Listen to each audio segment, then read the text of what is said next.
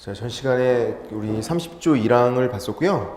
30조 1항이 있으니까 2항도 있다는 얘기예요. 2항까지. 그것도 한번 설명을 드려보면 역시 판례가 있는데 이런 판례였어요. 30조 2항. 역시 이것도 뭐랑 관련이 있냐면 보험금 청구랑 관련이 있어요. 이것도 간단히 보험금 청구 요건이다. 이렇게 두 가지. 그러니까 우리가 이걸 배우는 이유는 보험금 청구 때문에 그런 거예요. 보험금 청구. 중개 의뢰인 입장에서는 그게 제일 중요한 문제니까. 어차피 개업공인 중개사는 켰기 때문에 이제 30조 2항 이런 사항이었어요. 판례에서 대법원 판례에서 갑이 이번엔 집주인이고 그다음 병이 임차인, 정, 개업공인 중개사 이렇게. 네. 이제 이쪽으로 중개를 받고 나 월세방 좀 구해줘. 그렇게 할게. 중개계약 체결했어요. 중개계약. 그리고 역시 사기치는 거죠. 부동산 사기. 대리인 사칭이에요. 내가 갑 대리인이야. 사기치는 거예요. 또 다 위조해서 보여주니까 믿고. 누가 손해본다? 임차인. 집주인, 매도인, 임대인 손해보는 게 없다고요. 부동산 사기에서 항상 매수인, 임차인 손해보고. 그래서 이렇게 이제 매매계약이 체결됐지만 이런 건 다 무효란 말이에요. 무효. 임대차죠? 매매가 아니라. 임대차였으니까 다 무효. 이거 지금 사기치는 거니까 이런 사항이고. 근데 어떻게 한 거냐면 얘가 이제 얘를 데리고서 자기 사무소에서 그렇게 한 게 아니라 다른 사무소에서 그렇게 했다는 얘기예요. 사무소에서. 을도 개업공인 중개사예요. 다른 동네 가서 얘 사무소 가서 이렇게 계약서 쓴 거예요. 자기 사무소가 아니라. 얘도 개업공인 중개사, 을도 개업공인 중개사. 둘이는 친구 사이였어요. 학원에서 같이 공부했어요. 같이 재수했어요. 엄청 친해. 근데 친구한테 이렇게 못한 짓을 한 거예요. 얘가 이제 이 을 사무소에서 대리인 사칭하고 임대차 계약 체결하고 그리고 내가 또 보증금 갖다 줄게 1억 들고 튄 거. 근데 이런 것들을 얘 자기 사무소에서 했으면 아까랑 똑같죠. 그죠? 근데 지금은 자기 사무소가 아니라 다른 사람 을 사무소에서 이런 일을 한 거예요. 이렇게. 그래서 이제 어떻게 하고 싶은 거냐면 얘가 임차인이 얘가 을에게 얘는 이미 튀었고 사무소 빌려준 을에게 청구하고 싶은 거예요. 별로 죄가 없어 보이잖아요. 사무소만 빌려준 사람에게. 그게 30조 2항인 거예요. 그리고 얘도 개업공인중개사니까 보험 들었잖아요. 그렇죠? 이 보험회사에도 또 청구하고 싶은 거예요. 그러려면 이 30조 2항이 성립해야 돼요. 그래서 요건 검토를 해보는 거예요. 30조 2항. 해볼게요. 다시 한번. 자, 30조 2항. 요건이 역시 네 가지인데 첫 번째. 자기 중개사무소를 빌려줘야 돼요. 타인, 다른 사람의 중개행위 장소로 제공해야 돼요. 사무소를 빌려줄 것. 두 번째, 무과실 책임. 이건 무슨 말일까요? 맞췄어요. 한번 설명 적이 있었죠, 우리가. 무과실 책임. 아무런 잘못이 없어도 책임지래요. 내가 사무소 관리를 철저하게 잘했대요. 그래도 책임져야 돼요. 사무소를 빌려줬다는 이유만으로 그냥 무조건 책임져야 돼요. 무과실 책임. 고의나 과실 그런 걸 따로 검토할 필요도 없어요. 그냥 무조건 책임지는 거니까. 그렇게 우리 고용인 할 때 했었거든요. 고용인 할 때. 고용인 잘못으로 돈 물어주는 것도 무과실 책임. 사무소 빌려주는 것도 무과실 책임. 그러니까 사무소 빌려주시면 절대로 안 된다고요. 무조건 책임지게 되니까. 그 다음 세 번째, 재산상 손해. 우린 무조건 재산상 손해만. 정신적인 손해 같은 건 따로 배우지 않으니까. 네 번째, 원인과 결과관계인 인과관계가 있어야 돼요. 그래서 이 네 가지가 모두 충족이 되면 이게 성립해서 을도 책임지고 을이 보험회사도 책임져야 돼요. 이런 상황에서. 자, 이제 그러면 검토해보면 쉬운 거부터 이게 쉽네요. 무과실 책임. 사무소 빌려주면 무조건 책임지는 거니까 책임지라고. 이렇게. 또 재산상 손해 1억 발생했잖아요. 얘한테 1억 손해 발생하고. 그리고 인과관계도 쉽네요. 사무소를 빌려줘서 이런 일이 생겼잖아요. 자기 사무소에서. 사무소 빌려주지 않았으면 이런 일이 안 생겼을 텐데. 원인과 결과관계 인정이 되고. 그리고 을 입장에서는 자기 중개사무소가 맞아요. 을 입장에서 정은요. 타인도 맞네요. 문제는 뭐다? 이거 중개행위. 그러니까 항상 30조 1항이건 30조 2항이건 다른 건 문제가 발생하지 않아요. 항상 중개행위인지가 문제가 발생해요. 중개행위인지. 판단하는 거 똑같아요. 어떻게 판단? 객관적으로. 그래서 넓게 본다고요. 이미 결론 내렸잖아요. 얘가 개업공인중개사예요. 그죠? 얘가 돈 들고 튀었네요. 중개행위라고요. 보증금을 갖다 주나 들고 튀나 개업공인중개사가 들고 튀는 건 다 중개행위. 개업공인중개사가 손에 입힌 거니까. 그래서 정의한 저 행동이 중개행위가 맞다고요. 들고 튄 건데도 손에 입힌 거니까. 그러면 이 네 가지가 다 충족됐잖아요. 그래서 이게 성립하고 그러면 청구할 수 있죠. 돈 내라 가능하다고요. 그리고 이 보험회사도 보험금 줘야 돼요. 그렇게. 30조 2항도 보험금 청구 요건이니까. 30조 1항, 30조 2항. 그리고 한 가지 더 있는 게 고용인 업무상 행위. 고용인 업무상 행위로 손해 입은 중개의뢰인. 그렇게 세 가지 경우만 보험금 청구가 돼요. 다른 경우는 안 돼. 보험금은 아무 때나 청구할 수 있는 게 아니라 그랬죠. 30조 1항 아까 그거. 내가 고의 또는 과실리 중개행위로 손해 입힌 거. 그리고 사무소 빌려주는 거 30조 2항. 그리고 내 직원이 손해 입힌 거. 그 세 가지에 대해서만 보험금 청구가 된다. 그렇게요. 근데 여기서 판례가 있었죠. 이런 판례였어요. 이 보험회사가 보험금 주기 싫으니까 또 우긴 거예요. 또 이건 뭐라고 우겼냐면 보험을 2번 들어야 된대요. 30조 1항이 있죠? 아까 배운 거. 그거에 대한 보험을 따로 이렇게 딱 들어놓고 30조 2항 요거에 대한 보험을 따로 들고. 그러니까 보험을 따로따로 그렇게 2번을 들었어야 되는데 얘는 보험을 한 번 들었대요. 한 번 든 거는 30조 1항 그걸 위한 보험이고, 요 30조 2항 이거를 위한 보험은 따로 안 들었으니까 보험금 줄 수가 없다. 그렇게. 그러니까 보험을 따로따로 2번 들어야 한다. 이렇게 우긴 거예요. 보험회사가. 그래서 1심에서 이겼어요. 그게.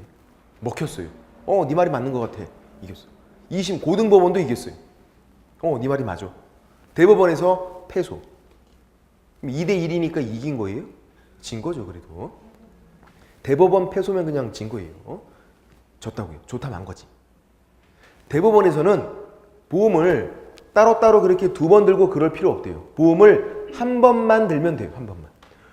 왜 그럴까요? 전국에 있는 모든 개업공인중개사가 보험을 다 한 번밖에 안 들고 있어요. 1항, 2항 보험을 따로따로 든 사람이 없다고요. 한 번만 들어도 되니까 한 번 든 거 아니에요. 지금. 따로따로 2번 들어라. 우리가 돈이 어디 있냐고요. 보험금 내다가 볼일 다 보겠어요. 보험 한 번 들면은 1항, 2항 모두를 위한 보험이 된다. 그러니까 보험금을 줘라 그거예요. 전국에 있는 모든 개업공인중개사가 보험을 다 한 번밖에 안 들고 있으니까 그거는 그냥 다 모두를 위한 보험인 거다. 그래서 보험금을 줘라. 이렇게 나온 거. 결론은 30조 2항도 보험금을 줘라 그거예요. 보험금 청구랑 관련이 있는 거고. 57페이지를 보시면 거기 개업공인중개사의 손해배상 책임에서 원칙은 과실 책임인데 중개행위 고의 또는 과실로 손해 입힌 거. 이게 30조 1항. 그리고 예외 무과실 책임이죠. 양가로 1번 30조 2항이에요. 사무소를 빌려주는 거. 그리고 고용인 업무상 행위도 무과실 책임이라고 했죠. 그래서 이 세 가지에 대해서만 보험금 청구할 수가 있다. 뭐 그런 거고. 우리 책에 딱딱 구분되어 있진 않아요. 법조문은 달리 되어 있지만 뭐 그렇게 보시면 되고. 꼭 넘겨보시면 58페이지에서 4번 손해배상 책임이 구체적인 범위인데 우리는 재산적인 손해, 정신적인 손해는 따로 배우지 않으니까 재산상 손해만 배우고 있다고요. 우리가 정신적인 손해는 민법 내용이어서 우리가 따로 배우진 않아요. 공인중개사법은 재산상 손해만 배운다. 그렇게. 또 문제가 잘 나오는 건 그 파란색 2번에 있는 손해배상 책임이 보장, 보험, 업무 보증, 보험 관련 내용이 문제가 잘 나와요. 이제 보험은 여기 1번 보시면 업무 보증 설정 방법이 있죠. 양가로 1번이 보증보험, 양가로 2번이 공제, 양가로 3번이 공탁인데 셋 중 한 가지를 해야 돼요. 보험 들고 일하는 거잖아요. 보험이 셋 중 한 가지. 보증보험은 보증보험 회사 가서 가입하는 거예요. 보증보험 회사. 서울보증보험 그렇게 있어요. 거기 가서 가입하는 거고, 가입한 다음에 보험 든 다음에 보험료 내는 거예요. 보험료. 또 공제는 협회에서 하는 거예요. 협회에서. 역시 가입하고 보험금 내는 거예요. 이렇게. 보험료를 내는 거예요. 근데 양가로 3번에 있는 공탁은요. 가입하는 게 아니라 법원에 돈을 맡긴 거예요. 보증보험 공제는 내가 가입한 거예요. 가입하는 장소만 다르고 성격이 똑같아요. 보험료를 내는 건데 달달이 내는 보험료가 좀 아깝대요. 그래서 목돈을 그냥 맡겨놓을 수도 있어요. 근데 법원에다가 돈 이렇게 맡겨놓을게. 그게 공탁이에요. 목돈을 맡겨놔야 돼. 이거는. 근데 이거 하는 사람 없어요. 돈이 어디 있어 우리가 이거를. 개인이면 1억을 맡겨놔야 되는데 1억을. 현금으로 딱 법원에다가. 그래서 보통 다 보증보험 아니면 공제고 거의 대부분 다 공제예요. 협회가 운영하고 있는 공제에 가입하고 뭐 1억 원이면 1년에 얼마, 1년에 뭐 20만 원 정도 이렇게 보험료 내는 거예요. 이렇게 보험료. 공제도 그렇고 보증보험도 그렇고 가입하는 거고 공탁은 그렇다. 셋 중 한 가지. 방법은 차이가 없거든요. 개인도 셋 중 한 가지고 법인도 셋 중 한 가지만 하면 돼요. 법인이니까 뭐 공탁도 해야 되고 공제도 가입해야 되고 그런 거 아니라고요. 셋 중 한 가지만. 금액은 다른데 금액은 법인 2억 이상, 분사무소 추가로 1억씩, 개인들은 1억, 지역농협만 1,000만 원 이상이에요. 지역농협만. 지역농협은 은행이 아니라 그랬어요. 시골에서 농지 취급하는 게 있어요. 단위농협에서 시골에서 농지만 중개하니까 조금만 그냥 1,000만 원. 지역농협만 이렇게 되고 금액은 다르지만 들긴 다 들어야 돼요. 그리고 방법도 똑같고 셋 중 한 가지. 지역농협도 셋 중 한 가지만 하면 돼요. 그 다음 이번에 업무보증 설정 변경 신고인데 양가로 2번 재설정 신고, 양가로 3번 변경 신고를 잠깐 볼게요. 재설정, 다시 드는 거, 변경, 바꾸는 거예요. 이제 재설정을 볼게요. 기간 만료된대요. 통상 기간이 1년이거든요. 우리가 보험 들 때 1년 단위로 보험 든다고요. 그러니까 자동차 보험 생각하시면 돼요. 그것도 1년 단위로 보험 들잖아요. 그렇게. 자, 이제 그러면 1년 기간이 만료 끝났대요. 만료가 되고 즉시 이렇게 즉시 보험은 들 건지 아니면 만료일까지 보험 들 건지 1번인지 2번인지 문제가 돼요. 자동차 보험 만료되고 그 다음날 아침에 바로 그냥 즉시 다시 들었대요. 그래도 과태료 날라와요. 만료일까지 들어야 돼요. 그러니까 1번이 아니라 2번처럼 해요. 재설정은 항상. 자동차 보험도 그렇거든요. 보험회사에서 막 문자 오고 난리 난다고요. 보험 만료일 다가오면. 저 깜빡 놓친 적 있어갖고 과태료 문 적 있어요. 되게 아깝더라고요. 그거. 만료일까지 해야 된다고요. 보험은. 또 왜 그러냐면 이 보험은 누구를 위한 건데요? 나를 위한 게 아니에요. 중개 의뢰인을 위한 거예요. 그래서 이 보험을 뭐라고 부르냐면 어려운 말로 타인을 위한 손해보험이다 이렇게 불러요. 일단 생명보험은 아니잖아요. 손해보험. 타인을 위한 손해보험 이렇게 불러요. 타인이 누구냐면요. 타인이 중개 의뢰인이에요. 중개 의뢰인. 나를 위해서 보험 든 게 아니에요. 중개 의뢰인을 위해서 보험 든 거예요. 이 보험 들었대요. 내가 혜택 보는 거 있나요? 전혀 없어요. 보험 들었다고 뭐 수건 주고 뭐 그런 것도 없어요. 아무런 혜택이 없어요. 아무런. 중개 의뢰인을 위해서 내가 사고 치고도 돈을 못 주니까 보험금 주려고 중개 의뢰인에게 보험금 주려고 내가 보험 든 거지 나를 위한 게 아니에요. 나를 위한 게. 나한테는 혜택이 전혀 없고 오히려 보험료만 그냥 내가 내고 있는 거예요. 보험료만. 내가 돈을 냈는데 나를 위한 게 아니에요. 누굴 위한 거? 중개 의뢰인을 위한 거. 혜택이 전혀 없다고요. 그럼 이 보험을 왜 든 건데요? 이렇게 혜택이 없는데. 전혀 혜택이 없어요. 정말로. 눈꽃만큼도. 보험을 왜 든 거죠? 들라고 하니까. 들라고 하니까 든 거예요. 선택사항이 아니라고요. 법에서 강제가 돼 있으니까. 너 중개업 하려면 보험 꼭 들어. 이렇게 법에 되어 있으니까 든 거지. 만약에 선택사항이면 아무도 안 들죠. 이거를. 혜택이 전혀 없는데. 나를 위한 게 아니라 타인, 중개 의뢰인을 위해서 보험 든 건데. 그렇게. 그러면 중개 의뢰인 입장에서는 1번이 나요? 2번이 나요? 2번이 낫다고요. 1번처럼 하면 자, 만료 즉시, 아무리 즉시를 하더라도 요때는 뭐다? 보험이 없다고요. 무보험. 그럼 요때 만약에 중개사고 발생하면 요때 발생하면 보험이 없으니까 보험금을 못 준다고요. 이렇게. 보험 안 든 차에 치인 거랑 똑같은 거라고요, 지금. 요때 사고 발생하면. 보험이 없는데 어떻게 보험금을 줘요? 그래서 이렇게 만료일까지 해야 무보험 상태가 없을 거 아니에요. 그게 중개 의뢰인에게 더 좋으니까. 항상 보험은 중개 의뢰인 입장에서 생각해야 돼요. 나를 위한 게 아니라 중개 의뢰인을 위한 거니까. 또 변경도 마찬가지인 거 있어. 같은 논리로. 내가 보증보험이었는데 공제로 바꾸고 싶대요. 그럼 이렇게 만료가 되고 돈이 아까우니까 만료가 되고 이렇게 즉시 이렇게 바꿔야지. 1번처럼. 즉시. 이렇게. 아니면 겹치게 이렇게 바꿔야지. 2번. 어느 게 맞을까요? 이거 당연히 2번이라니까요. 1번이 아니라. 중개 의뢰인 입장에서는 만료 즉시 그러면 아무리 즉시라 하더라도 이렇게 보험이 없는 무보험 상태가 존재하니까 그러면 안 된다고요. 요때 사고 발생하면 보험금을 못 주는. 보험이 없는 상태인데 어떻게 보험금을 줘요, 이때는. 그러니까 겹치게 바꿔야지, 바꿀 때도. 재설정, 변경 시에 만료 즉시 그러면 안 된다고. 아무리 즉시라 하더라도 그때는 무보험 상태가 존재하면 안 되니까. 이렇게. 이해되시나요? 보험 누굴 위한 거다? 중개 의뢰인을 위한 거다. 항상 그래요. 이제 또 최근 판례가 예를 들어서 개업공인중개사가 1억 보험을 들었대요. 보통 1억 드니까. 그럼 그 1억의 의미가 총 보상 한도가 1억인지 아니면 한 건당 1억인지 이게 문제가 된 거예요. 그러니까 개업공인중개사가 옛날에 PD수첩에 나온 건데 이 개업공인중개사가 이제 월세인데 전세라고 뻥치고선 전세보증금 여러 개 받아갖고 들고 튄 거예요. 그렇게. 월세였는데 전세라고 뻥치고선 한 다세대에서 여러 채. 그러니까 되게 많이 들고 튄 거죠. 그럼 이제 총 보상 한도가 1억이다. 그러면 10건이에요. 10건이면 1,000만 원씩이에요. 총 1억 대야 되니까. 근데 한 건당 보상 한도다 그러면 건당 1억씩은 되는 거예요. 그러니까 한 명당 1억씩은 그냥 챙길 수 있는 거죠. 뭐가 맞을까요? 총 보상 한도예요? 아니면 건당이에요? 뭐가 중개 의뢰인에게 유리한데? 건당이 유리하죠. 건당이. 총 보상 한도가 1억이다 그러면 10건이면 난 1,000만 원밖에, 내가 중개 의뢰인이면 난 1,000만 원밖에 못 받는다고요. 불리하잖아요.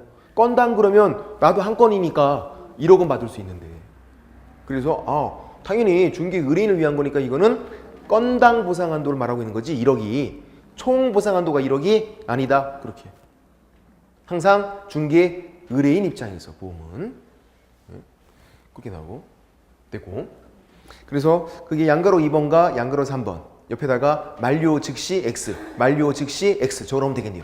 그건 안 된다고요.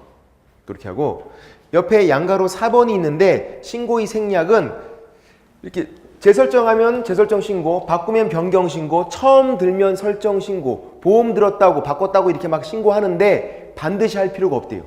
우리가 자동차도 등록할 때 보험회사에서 팩스로 넣어주고 다 한다고요. 해보시면 알아요. 예. 우리가 굳이 보험 들었다고 막 신고하고 할 필요가 없다고요. 보험회사가 다 알려주니까 그 정도로. 그래서 보험회사가 보증기관이 등록관청에게 통보해서 이미 알고 있대요. 얘가 보험 든 거. 그럼 그때는 생략할 수 있다, 이 신고를. 그래서 실제로는 할 필요가 없어요, 실제로는. 왜냐면 다 통보해 주니까. 보험회사가 보험 든 거, 다시 든 거, 바꾼 거 다 알려줘요. 그 정도 서비스는 해준다고, 그 정도. 팩스 다 넣어준다고요. 이게 다. 그래서 이거는 신고를 생략할 수 있다. 시험 문제는 어떻게 나오죠? 반드시 신고해야 된다, 이거. X. 보증 설정 신고, 재설정 신고, 변경 신고 반드시 해야 한다. X. 생략 가능하다. 그렇게 나오고 3번에 있는 금액은 법인은 2억, 분사무소 반분해야겠죠? 분사무소니까 반분해서 1억 이상. 그리고 법인 아닌 기업공인중개사가 개인이죠. 1억이에요. 밖에서 중개업하시는 분들 공인중개사인 기업공인중개사 1억 이상, 중개인도 1억 이상이에요. 중개인도 개인 사업자잖아요. 보험 들어야 돼요. 1억 이상. 지역농협만 1,000만 원 이상. 이렇게 되고. 공탁금 회수 제한은 공탁 돈 맡겨놓은 거예요. 내가 돈이 너무 많아서 1억 정도 넉넉하게 공탁해놓은 거예요. 공탁 1억. 법원에 맡겨놓은 거예요. 중개업 그만뒀대요. 폐업. 그러면 찾아와야죠. 내 돈을 맡긴 거니까 찾아와야 하는데 폐업, 사망 시에 3년간 회수 불가가 되어 있어요. 3년간. 왜? 중개 의뢰인이 3년간 청구 들어오니까. 중개 의뢰인이 손해 입은 중개 의뢰인이 돈 내놔. 3년간 돈 내놔. 청구 들어온다고요. 근데 공탁금을 홀랑 찾아가 버리면 돈 내놔 해도 줄 돈이 없잖아요. 그래서 3년간은 못 찾아가게 묶어놔야죠. 중개 의뢰인이 3년간 청구할 수 있기 때문에. 근데 보증보험 공제는 이런 게 없어요. 돈을 찾아오고 하는 게 아니에요. 이게 보험료 내면 끝난 거예요. 적금식이 아니에요. 적금식이. 보험료 내고 중개업 그만두면 낸 거 다시 찾아오고 이런 게 아니라고요. 이게. 내면 끝나는 거예요. 그냥 이거. 보증보험 공제는 보험료 내고 끝. 근데 공탁은 자기 돈을 맡겼으니까 찾아오고 싶은데 폐업, 사망 시에 3년간 회수 불가다. 중개 의뢰인이 3년간 청구할 수 있기 때문에. 그렇게요. 문제가 이렇게 나온 적도 있었네요. 이렇게 3년간 회수 불가, 3년간 못 찾아가게 하는 건 개업공인중개사를 위한 것이다. X, 중개 의뢰인을 위해서. 중개 의뢰인이 3년간 청구할 수 있으니까 중개 의뢰인을 위해서 3년간 회수 불가. 항상 이 보험 관련된 건 누굴 위한 거? 중개 의뢰인을 위한 거. 이렇게 됐고. 그 다음 또 몇 가지 더 설명드릴 게 있는데 뭐냐면 7번이에요. 7번. 배상 후 조치. 7번. 5번, 6번은 지금 안 보셔도 돼요. 7번 배상 후 조치. 자, 이제 보험금을 준 거예요. 보험금을. 그러면 다시 들어야 돼요. 예를 들어서 중개 의뢰인이 보험금 청구했어요. 보험금 줬대요. 그러면 개업공인중개사랑 그 보험회사의 관계가 끝나버려요. 그래서 일을 못해요 또. 보험금 나가면 끝. 다시 들고 일해야 돼요. 다시 들고서. 일할 때는 보험이 들려 있어야 되니까 내가 일할 때는. 보험금 나가면 중단되기 때문에 다시 들어야 돼요. 그래서 이렇게 돼 있죠. 보증보험 공제는 가입하는 거라 그랬어요. 보증보험 회사 가서 얘는 협회 가서 가입하는 거. 그래서 가입할 때 15일 이내 보험금 나가버리면 15일 이내에 다시 가입을 하래요. 재가입을 해라. 가입하는 거니까. 근데 공탁이 어때요? 공탁은 가입하는 게 아니라 어떻게 하는 거죠? 자기 돈 맡겨놓은 거잖아요. 그래서 1억 밑으로 떨어지면 채원을 해요. 1억 밑으로 떨어진 게 없으면 안 채워놓으면 돼요. 예를 들어서 돈이 너무 많아갖고 한 1억 5천 넉넉하게 공탁했어요. 5천만 원 나갔대요. 현재 1억 남아있어요. 채워놓는 거 없다고요. 1억 밑으로 떨어지지 않았으니까. 그걸 1억 밑으로 떨어지면 채워넣는 걸 부족액 보존이다 이렇게 불러요. 부족한 금액을 채워넣어. 그거. 역시 15일은 마찬가지예요. 15일 이내 부족액을 보존해라 이렇게 돼 있죠. 부족액 보전. 부족액 보전. 짝꿍이 잘 맞아야 돼요. 보증보험 공제는 가입하는 거니까 다시 가입하는 거고 공탁은 자기 돈을 맡겨놓은 거라서 1억 밑으로 떨어진 그 부족액을 채워넣으라고요. 부족액 보전.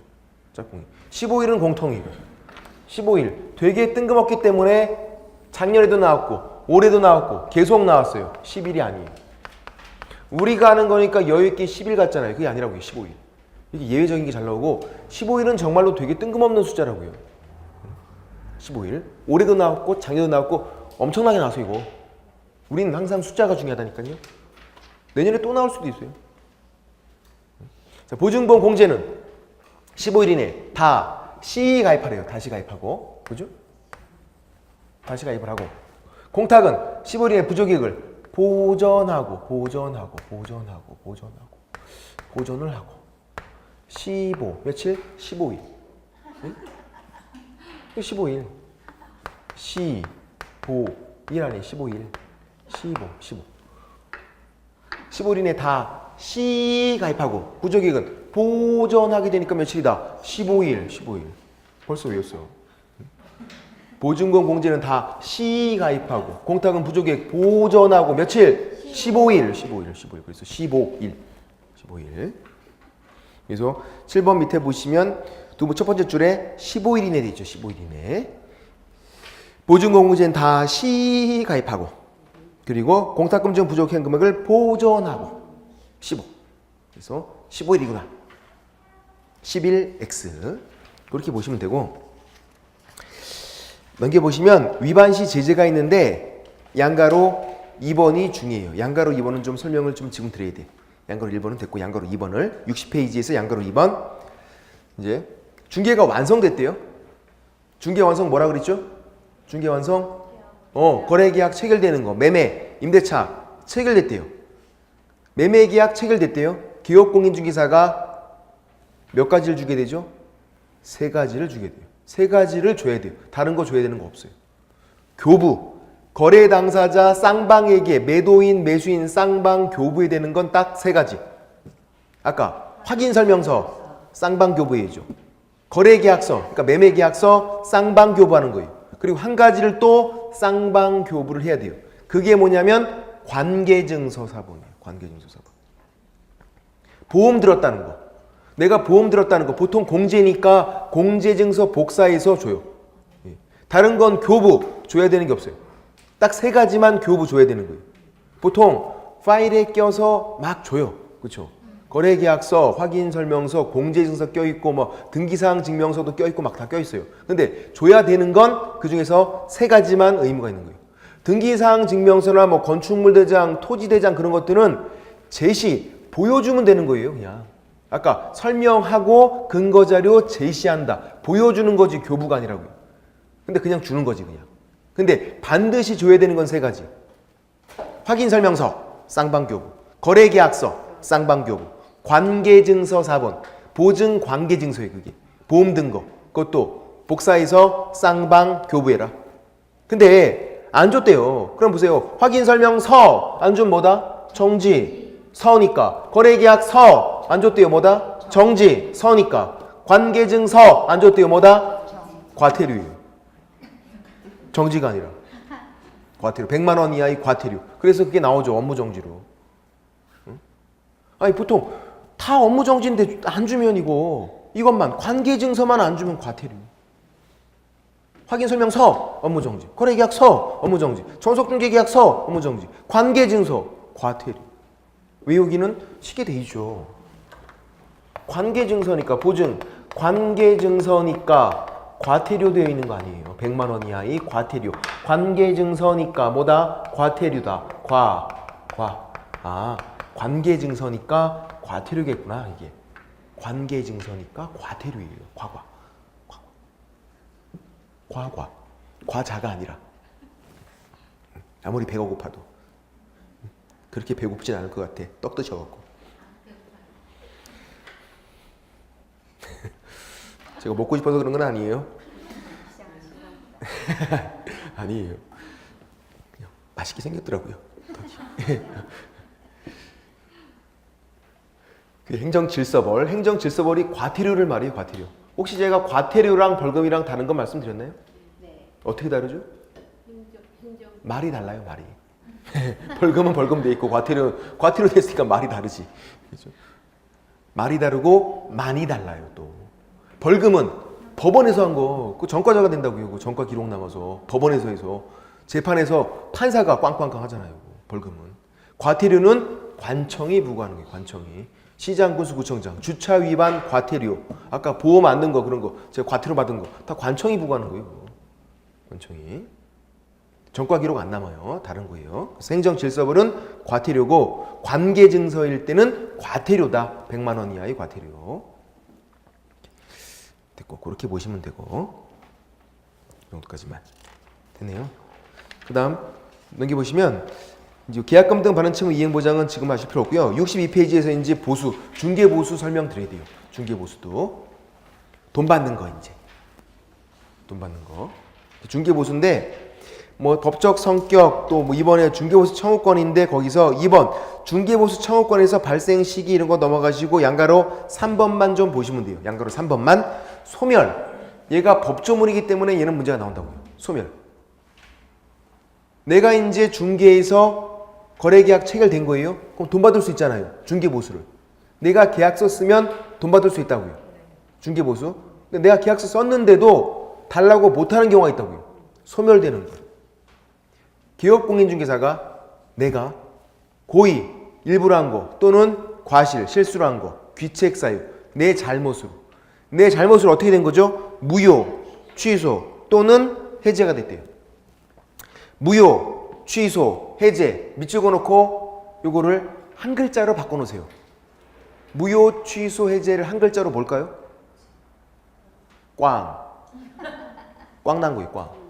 무효, 취소, 해제, 꽝. 내가 잘못해서 계약이 그냥 꽝 났어요, 꽝. 그때는 달라고 못 한다고. 내가 계약서 썼는데 내 잘못으로 무효, 취소, 해제 그 계약이 꽝 났어요. 그러면 달라고 못 한다고. 그때만. 질문 드려볼게요. 계약이 무효, 취소, 해제가 된 경우에 중개보수 청구권은 소멸한다. 응? 무효, 취소, 해제가 되면 중개보수 청구권은 소멸한다. X. 무조건 소멸하는 게 아니라고요. 누구 잘못으로? 내 잘못으로 개업공인중개사의 고의 또는 과실로 계약이 꽝. 그때만 소멸. 다른 거. 매도인, 매수인 지들끼리 합의 해지했대요. 지들끼리 그냥 끝낸 거예요. 그냥. 그러면 중개보수 청구권은 소멸한다. X. 내 잘못이 아니잖아요. 그 사람들 잘못이. 그 사람들이 그렇게 한 거지. 아니면 매수인이 중도금 안 줘서 이행지체. 중도금을 안 줘갖고 계약이 해제가 된 거예요. 그럼 중개보수 청구권은 소멸한다. X. 내 잘못이 아니잖아요. 그 사람들 잘못이지. 내가 잘못해서 계약이 꽝 나야만 소멸이라고요. 계약이 무효, 취소, 해제가 됐다고 무조건 소멸하는 게 아니라 내 잘못으로. 근데 실제로는 받기가 어려워요. 실제로는. 그러니까 법에서는 받을 수 있다고 돼 있지만 실제는 어렵다고. 계약이 막 해제가 됐대요. 내 잘못이 없는데 지들끼리 해서 계약이 해제가 되고 막 싸웠어요. 근데 가서 중개보수는 나 이러게 하기는 좀 그렇지. 그건 실제로는 그렇다는 거지. 실제로는. 근데 이론상으로는 받을 수 있어요. 달라고 하면 된다고. 그게. 내 잘못이 아니니까. 이론과 실제가 좀 다른 거죠. 실제로는 좀 그렇잖아요. 분위기 험악하고 있는데 거기서 머리끄댕이 잡고 있는데 잠깐만요. 돈 내라. 이건 좀 이건 조금. 근데 그렇게 해도 된다고. 받을 수는 있어요. 됐고. 그럼 다른 거. 더 어려운 거 이제. 내가 잘못했어요. 내가. 확인 설명 아까 막 설명해 주는 거 그걸 잘 못한 거예요. 그래서 계약이 해제가 됐어요. 그럼 소멸한다. 맞아요. 내 잘못으로 계약이 해지됐잖아요. 내가 설명 잘 못해줘서. 그거는. 확인 설명을 잘 못한 내 잘못이 있잖아요. 그걸로 계약이 해제가 되면 그때는 받을 수 없다고요. 내 잘못이 있으니까. 다른 거 이제. 내가 확인 설명 잘 못했대요. 잘못이 있어요. 근데 계약은 해제가 안 됐어요. 또. 그럴 수도 있잖아요. 내가 잘못이 있는데 계약은 해제가 안 됐어요. 약간 좀 캥기는 건 있어 근데. 중개보수 받을 수 있어요? 없어요? 있어요. 소멸한다? 소멸하지 않는다? 소멸 안 해요. 받을 수 있어요. 계약이 꽝이 안 났잖아요. 내가 잘못했다고 무조건 돈 못 받는 게 아니라고요. 좀 캥기는 것 뿐이지. 받을 수는 있다고요. 다. 그게. 내 잘못으로 계약이 꽝 나야만 소멸. 딱 한 가지 경우만. 그것만. 다른 건 아니란 말이에요. 그래서 이거 잘 나온다고요. 이게. 이래저래. 됐고. 이해되시나요? 네, 뭐 그렇게 어렵진 않고. 이제 3번에 중개보수 범위와 한도가 있는데요. 이게 본격적으로 중개보수를 공부하는 거고 요 내용이 조금 어려워요. 이제 요 내용이. 먼저 주택이랑 주택 외로 나눠서 우리가 공부를 하게 돼요. 그러니까 토지, 건축물 이렇게 나누시면 안 돼요. 주택, 그리고 주택이 아닌 거, 주택 외다 이렇게 나눠야 돼요. 여기에 토지, 상가, 뭐 임목, 광업지단, 공장지단 다 들어가 있는 거고 주택과 주택 외. 그러면 정부가 생각해보세요. 정부가 규제를 하겠대요. 아 이건 규제해야 돼. 할 때 어느 걸 더 강하게 규제를 해줄까요? 정부 입장에서는 당연히 주택이죠. 의식주 꼭 필요한 거니까. 그렇죠? 그래서 주택에 더 강한 규제를 해줘요. 그리고 조례라는 게 있어요. 조례는 자치법이에요. 서울특별시 조례, 노원구 조례, 강남구 조례, 조례가 있어요. 조례가 자치법 이렇게 법으로 규제하는 게 있고 협의가 있어요. 협의는 뭐죠? 규제가 없는 거네요. 그냥 맡긴 거지. 그냥 너희들끼리 그냥 협의해서 해. 그렇게. 그럼 뭐가 규제가 센 거예요? 조례. 당연히 법으로 규제하는 게 규제가 셀 거 아니에요. 협의는 전혀 규제가 없는 거죠. 그냥 맡긴 거지. 그죠? 그럼 이제 짝꿍이 잘 맞아야겠네요. 규제의 강도가 센 것끼리 짝꿍이어서 주택일 때 뭐가 조례가 있어야 돼요. 주택 외일 때는 협의가 있는 거고 이렇게. 규제의 강도가 센 것끼리 짝꿍, 규제의 강도가 약한 것끼리 짝꿍. 짝꿍이 잘 맞아야 한다고요. 그래서 주택인데 협의다 X. 진짜 잘 나오는 건 이거예요. 주택 외인데 조례다 X. 주택 외인데 조례가 보이면 X. 이건 말이 안 되는 거잖아요. 주택 외는 규제가 약한 건데 조례는 규제가 센 거고 매치가 안 되잖아요. 그래서 주택일 때 조례, 주택 외일 때 협의. 짝꿍이 잘 맞아야 되고, 그리고 주택과 주택의 둘 중 한 가지 뭐죠? 주택만 세분화가 돼 있어요. 세분화가 되어 있는 게 규제가 센 거예요. 세밀하게 규제가 들어갈 거 아니에요. 그렇죠? 뭉뚱그려서 규제하는 것보다 세밀하게 규제가 들어가는 게 더 규제가 세다. 그래서 주택이 규제가 세니까 주택은요, 임대차, 주택, 그리고 매매 교환 하나의 세트예요. 주택만 이렇게 세분화가 돼 있어요. 주택 외는 상가나 토지는 이렇게 세분화가 안 돼 있다고요. 그러면 비교해 보면 어느 게 더 규제가 센 건데요? 주택 임대차. 서민들이 월세 사는 게 가장 규제가 세야 될 거 아니에요. 그죠? 주택 임대차가 가장 규제가 세죠. 서민들이 월세 사는 건데. 그리고 요율 일단 0.8%가 있고요. 0.9%가 있어요. 0.8%, 0.9%. 둘 중에서 어느 게 더 규제가 셀까요? 처음이니까 힌트를 드릴게요. 위를 잘 보면 돼.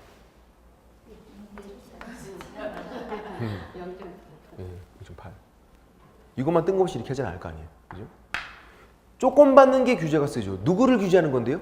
정부가 누구를? 개업공인중개사를. 일반 국민들을 규제하는 게 아니잖아요, 지금. 그 업에 종사하는 개업공인중개사를 규제한다고요. 아니, 내가 규제를 받으니까 조건 받는 거잖아요. 규제가 없다 그러면 왕창 받죠. 개업공인중개사를 규제하는 거라고요. 규제를 받으니까 조건 받는다 0.8%. 그래서 이게 규제가 센 거라고요. 그래서 가장 규제가 센 거 주택임대차 요 놈만 0.8%, 다른 거 다 0.9%예요. 주택 매매교환 0.9, 상가, 토지 다 0.9. 걔네들은 세분화도 안 돼 있고. 주택임대차 0.8%. 그렇게 얘만. 상가임대차 몇 프로? 0.9. 상가임대차 세분화가 안 돼 있다고요. 상가는 매매건 임대차건 0.9, 토지 임대차 0.9, 토지 매매 0.9 세분화가 안 돼 있으니까. 주택 임대차 0.8%. 진짜 어려운 거 다시 한번 질문 드려볼게요. 너무 어려워서 진짜 이번에 깜짝 놀랄 수 있어. 뛰쳐나가고 싶을 것 같아. 주택 임대차 0.8%예요? 맞죠? 요거는 요거 이내에서 시도 조례로 정한다. 조례까지 있어요. 규제가 가장 세야 되잖아요, 얘가. 그렇죠? 주택 임대차가 서민들이 월세를 사는 거니까 가장 규제가 세서 0.8% 이내에서 시도 조례로 정한다. 조례로도 정해놓고 있어요. 있어요, 조례가. 이제 질문이 이거예요. 주택 매매 교환 0.9%예요. 이건 0.9% 이내에서 시도 조례로 정한다. 조례가 있을까요, 없을까요? 그게 문제네. 주택 매매 교환 0.9% 이내에서 시도 조례로 정한다. 오, 맞아요. X가 아니라 오, 맞아. 왜? 주택이었잖아요. 그 위를 보면 주택에는 다 조례가 있다 그랬잖아요. 주택 매매 교환이죠. 주택 매매 교환. 상가 매매 조례 없어요. 토지 매매 조례 없어요. 주택이잖아요. 주택. 0.9% 이내에서 시도 조례로 정한다. 조례가 있다고. 그러니까 무슨 말이냐면 이 0.8, 0.9는 주택일 때는 우리가 실제로 받는 게 아니에요. 개업공인중개사가 주택일 때 주택 임대차 0.8% 받고 주택 매매할 때 0.9% 받고 이게 아니란 말이에요. 굉장히 높은 거 이거는. 이거 이내에서 조례로 따로 정하고 있어요. 그래서 실제로 받는 건 그 조례를 봐야 돼요. 서울이면 서울특별시 조례를 따로 봐야 돼요. 조례로 확 낮춰놓고 있다고요. 조례로. 이건 우리가 실제로 받는 게 아니에요. 설명 자체를 물어보는 문제가 나올 때 그때 필요해서 그냥 설명드리는 거고, 중개보수를 계산할 때 주택일 때는 조례를 봐야 돼요. 그게 매매여도, 주택 매매여도 조례가 있단 말이에요. 주택이니까. 이렇게 돼 있고. 근데 이제 문제는 주택 외 얘도 어떻게 돼 있다 이제 세분화가 돼 있어요. 세분화가. 주택 외도. 어떻게 했냐면 작년에 오피스텔과 그 밖의 주택 외로 이거 주거용이에요. 주거용 오피스텔 그리고 그 밖의 주택 외로 세분화를 시켰어요. 원래 세분화가 안 돼 있다가 작년에 여기에 상가, 토지 들어가는 거고 그 밖의 주택 외에 주거용 오피스텔만 따로 뺐다고요. 주거용 오피스텔 이게 오피스텔 주택이 아닌데 오피스텔이니까 근데 다 주거용으로 사용한단 말이에요. 그래서 이거 만약에 이게 주거용이 아니고 그냥 주택 외다 그냥 상가랑 똑같다 그러면 0.9%예요. 다 상가나 토지 다 0.9%니까 세분화도 안 돼 있고 오피스텔 임대차도 원래 0.9%였어요. 원래 너무 세니까 이거는 주택이랑 거의 똑같으니까 좀 낮추자 해서 따로 빼낸 거라고요. 근데 모든 오피스텔이 다 그런 건 아니에요. 주거용 오피스텔. 근데 거의 대부분 다 주거용 오피스텔이에요. 거의 대부분이. 전용 면적 85제곱미터 이하 면적 제한도 있고 부엌, 화장실, 목욕 시설 모든 걸 다 갖추고 있어야 되는데 거의 대부분 다 그거예요. 거의 대부분. 이거 아닌 거 찾기가 더 힘들어요. 전용 면적 85제곱미터 이하이면서 부엌, 화장실, 목욕 시설 모든 걸 다 갖추고 있으면 그게 주거용 오피스텔. 그때는 주택과 똑같이 어떻게 해라? 세분화 시켜라. 주택이 지금 이렇게 세분화가 되어 있는 거잖아요. 똑같이 세분화 시키라고요. 얘도 임대차, 매매규환 나누고 이렇게 당연히 얘가 규제가 센 거고 그렇게 또 매매규환 0.5% 한 가지만 정확히 기억하면 돼요. 오피스텔 매매규환 0.5%. 왜? 오피스텔하는 오피스텔 또 이것도 외우기 쉽게 돼 있어요. 우리는 오피스텔 몇 프로? 0.5%. 오피스텔 매매규환 0.5%. 그럼 임대차 몇 프로? 힌트가 나왔네요. 바로 0.4%. 0.1%씩 차이 나잖아요. 0.4%. 얘가 규제가 센 거고 조금 받으니까. 한 가지만 정확하게 오피스텔 매매규환 0.5%. 임대차는 0.4%, 0.1% 차이 나니까. 얘네들은요, 외우고 있어야 돼요. 외우고 있어야 돼요. 질문 드려볼게요. 오피스텔 임대차 0.4%예요. 0.4% 이내에서 시도 조례로 정한다. 오피스텔 조례가 있어요? 없어요. 얘 출신 성분은 주택 외였잖아요. 원래 조례가 없는 놈이었잖아요. 조례가 없다고. 이것도 충분히 낮잖아요, 지금. 더 조례로 더 낮춰놓지는 않는다고요, 조례로. 이거 받는 거예요, 그냥. 이거. 조례 없어요. 이거 토지 상가 0.9%예요, 이거. 0.9% 이내에서 얘네들은 협의로 정하는 거고 협의 없으면 0.9% 받는 거예요, 그냥. 조례 없다고요. 그러니까 상가일 때 0.9% 받는 거예요. 서로 간에 협의가 없다 그러면 0.9%. 외우고 있어야 한다고요. 오피스텔 매매기간 0.5%, 임대차 0.4% 외우고 있어야 돼요. 주택일 때는요, 외울 필요 없다고요. 왜? 이걸 우리가 받는 게 아니니까. 이 이내에서 주택일 때는 조례가 있고 중개보수 계산 문제가 나올 때는 주택이면 조례가 같이 나와요. 그래서 그거 찾아서 그냥 곱하시면 돼요. 그러니까 주택일 때는 쉽다고요. 올해 주택 나왔잖아요. 주택 매매, 주택 임대차, 중개보수 각각 계산한 다음에 빼라. 차익은 얼마인가. 그때 조례가 나온다고요, 시험지에. 조례는 우리 시험 범위가 아니기 때문에 나와요. 근데 얘네들은 작년에 오피스텔 임대차 나왔어요. 중개보수 계산하는 거. 오피스텔 임대차 0.4% 이거 시험지에 안 나와요. 우리가 외워서 풀어야 돼요, 외워서. 시험지에 안 나오니까. 오피스텔 매매기한 0.5% 이것도 우리가 외워서 풀어야 한다고요, 시험지에 안 나와요. 그러면 재작년이네요. 작년에 오피스텔 임대차, 재작년에 상가 나왔어요. 상가. 중개보수 산정할 때 상가 0.9% 시험지에 나오나요? 안 나와요. 우리가 외우고 있어야 한다고요. 이것도. 주택만 조례가 있다 보니까 그 조례는 따로 외울 필요 없는 거고 오피스텔 매매기한 0.5%, 임대차 0.4%, 토지 상가, 그 밖에 주택의 0.9%인 거, 이거는 우리가 외우고 있어야 한다고요. 그래야 중개보수를 계산할 수 있잖아요. 요일들을. 그래서 올해 이게 나올 줄 알았는데, 작년에 이거 나왔고, 오피스텔 임대차 0.4%, 작년, 재작년에 상가 나왔고, 안 나온 건 이거잖아요, 지금. 오피스텔 매매기한 0.5%, 쉬운 게 안 나왔다고요, 지금. 그래서 올해 요거 나올 것이다 했는데, 올해 안 나왔다고요. 올해 또다시 주택 나왔으니까 내년에는 나올지도 모르겠구나. 내년에는. 오피스텔 매매기한 0.5%. 근데 고맙죠, 나오면. 어차피 요일을 우리가 외우고 있으니까. 오늘 됐고. 이거예요. 보시면 62페이지에서 62페이지 3번 중개보수의 범위와 한도가 있네요. 양가로 1번 주택, 양가로 2번 주택 외로 이렇게 세분화가 됐네요. 그렇죠? 주택과 주택 외. 주택의 부속 토지 포함. 대지도 주택이에요. 토지라고 해서 주택 외가 아니라 있고, 어떻게 돼 있다? 두 번째 줄에 매매규환 0.9%, 임대차 0.8% 이내에서 어떻게 특별시, 광역시, 도, 조례로 정해라. 조례가 있다고요, 주택일 때. 그 세 번째 줄에 있는 조례에다가 동그라미, 형광펜, 별표, 조례. 그리고 줄여서 시도조례라고 불러요, 이거를. 특별시, 광역시, 도조례.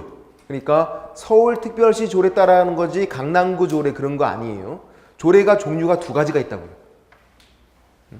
강남구 조례, 노원구 조례, 시군구 조례가 아니라 시도 조례 보는 거예요. 서울이면 서울특별시 조례 그렇게요. 그래서 노원구에서 일하건 강남구에서 일하건 다 서울특별시 조례 보면 된다고요.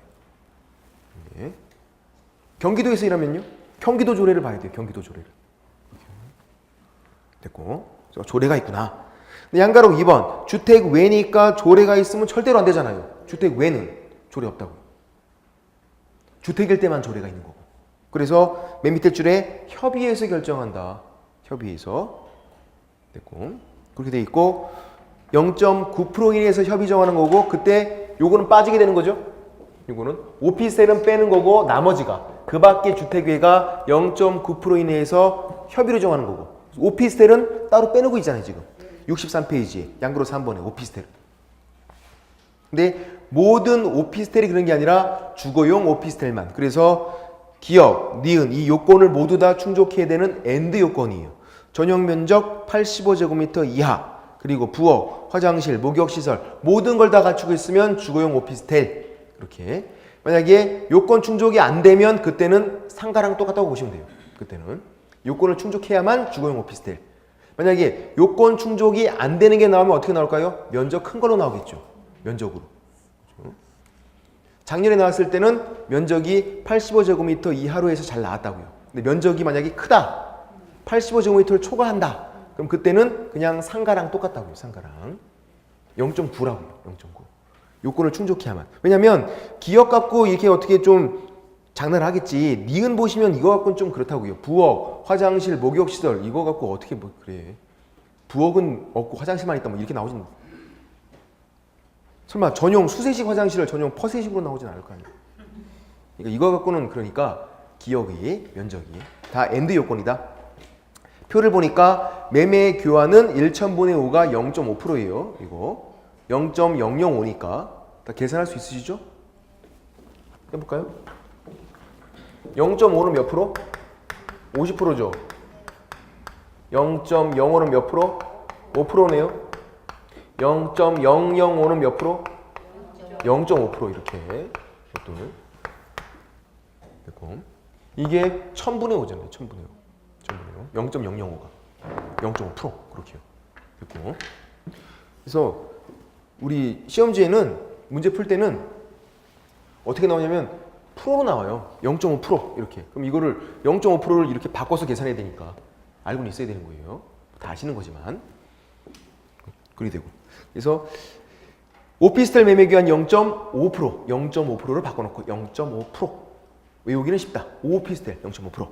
임대차 등은 1,000번에 사니까 0.4% 그렇게. 조례 없다고요. 조례 X. 왜? 주택 외였으니까. 주택만 조례가 있는 거니까. 그렇게 하면 되고. 됐고. 동그라미 2번은 위외의 오피스텔, 그러니까 다른 거죠. 이 저 조건을 충족시키지 않은 거, 요건 충족이 안 되면 그때는 상가랑 똑같다. 0.9% 이내에서 협의를 정하면 된다. 그렇게 보시면 되고 여기까지 좀 쉬었다가 이제 중개보수 계산하는 것도 좀 해볼게요. 좀 하시겠습니다.